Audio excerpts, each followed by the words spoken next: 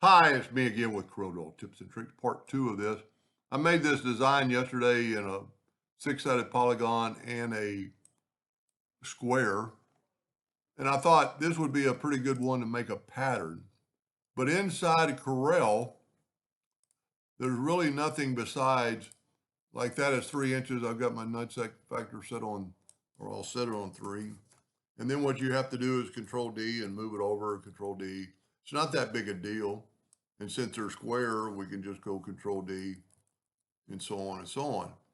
But inside of Corel, there is step and repeat. And I could make many copies I want, but it only goes at an angle because it goes vertically and horizontally. And then there's also the transformation docker where you could make 7 down, and then you could select them and you could make 7 across and so on and so on. But there's a macro by our friend Eskimo called duplicator. And I will leave the link to this macro at the bottom of this video. Let me go ahead and close these two, have a little more room. So I've got this selected, and then I've got array, horizontal and vertical, no space between centers, 20 of them and 20 of them.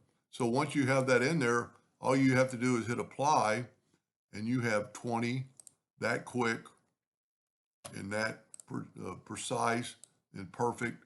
So I will leave I mean, it does a lot, step and repeat, but the array, I mean, you could make hundreds of them if you wanted to, if they were real small. And you don't even have to tell it what size.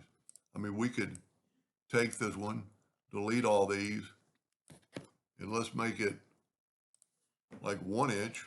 I've got my ratio lock, so it's 1 by 1, and then hit apply, and it's going to do 20 by 20 of those 1 inch. You don't even have to tell it what size. Anyway, hope that helps somebody someday, and thank you for watching.